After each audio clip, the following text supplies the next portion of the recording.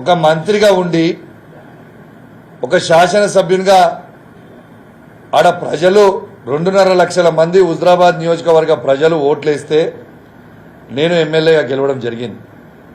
ఎంత సిగ్గుచేటు అని నేను అడుగుతా ఉన్నాను.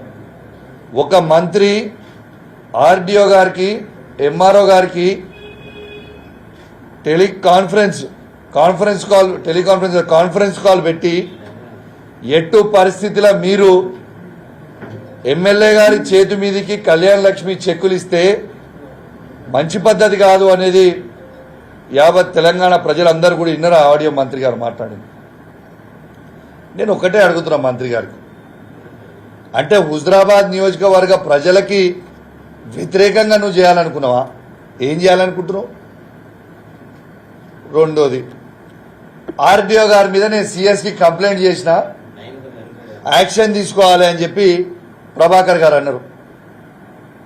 నేను ఒక్కటే అడుగుతున్నా ప్రభాకర్ గారిని, నిన్నెందుకు బర్తరఫ్ చేయొద్దు?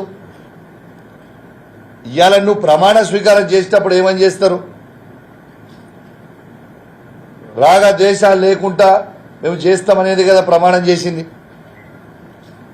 మరి చేసినప్పుడు ఇది తప్పు కదా నువ్వు చేసింది, నేను ఎందుకు బర్తరఫ్ చేయొద్దని నేను అడుగుతా ఉన్నాను. నేను పొన్నం ప్రభాకర్ గారికి కరీంనగర్ గడ్డ మీద నుంచి ఛాలెంజ్ విసురుతా ఉన్నాను.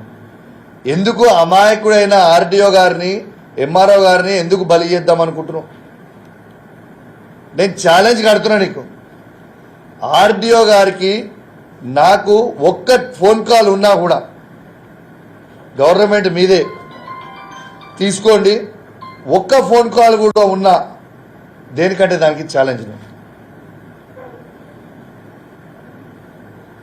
మీరు నాకు ఈ ఆడియో లీక్ అయింది నీ ఆఫీస్ నుంచి ఆడియో లీక్ చేసారు. నీ ఆఫీస్లో ఏం జరుగుతుందో నీకు తెలియకపోతే అమాయకులైన ఆర్డీఓ గారిని ఎంఆర్ఓ గారిని బలి చేసుడేంది? ఇలా ఖచ్చితంగా నేను కూడా డిమాండ్ చేస్తా ఉన్నాను, ఎటు పరిస్థితుల్లో పొన్నం ప్రభాకర్ గారిని ఖచ్చితంగా బర్తరఫ్ చేయాలని నేను కూడా డిమాండ్ చేస్తా ఉన్నాను. ఎందుకంటే ఇది ఆయన మాట్లాడేది ఆయన ప్రమాణ స్వీకారం చేసిన దానికి దీనికి సంబంధం లేకుంటున్నది కాబట్టి ఖచ్చితంగా పొన్నం ప్రభాకర్ గారిని ఇలా బర్తరఫ్ చేయాలని కోరుతా ఉన్నాను.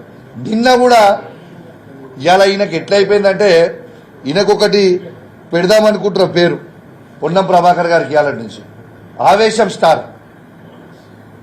ఈ ఆవేశం స్టార్కి నిన్న కూడా మీకు ఒక ఆడియో వినిపిస్తా, ఇప్పుడు యావత్ తెలంగాణ ప్రజలు వినాలే, ఇలా వినిపిస్తా. నిన్న ఒక తిరుపతి గౌడని హుస్నాబాద్లో అమనగుర్తి నుంచి ప్రజలు ఫోన్ చేస్తే ఒక్కసారి ఇది మీరు వినాలి ఆడియో. ఆయన మాట్లాడే మాటలు, ఆయన బూత్ పురాణాలు ఒక్కసారి మీరు వినాలని, మీ ద్వారా యావత్ తెలంగాణ ప్రజలందరూ కూడా వినాలని కోరుతా ఉన్నాను. ఇది చూడండి ఒకసారి వింటూ.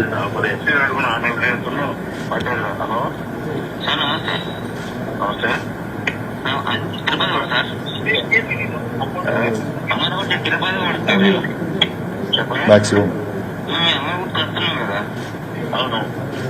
అది స్కూల్లో అది బయట గవర్నమెంట్ ల్యాండ్స్ వచ్చి ఉన్నాయి. స్కూల్లో అది ఎందుకు ఇచ్చారు పర్మిషన్? పుస్తకాలు వేదనా కొడుకులకు ఎంతమంది ఇచ్చినప్పుడు ఎందుకు ఇచ్చి నేను తీసుకున్నా పర్మిషన్? అది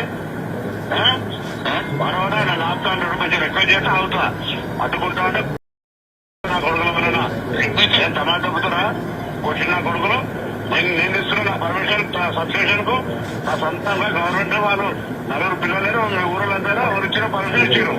ఎవరైనా అడ్డుకునే నేను కూడా అలవడతా చేయకూడదు.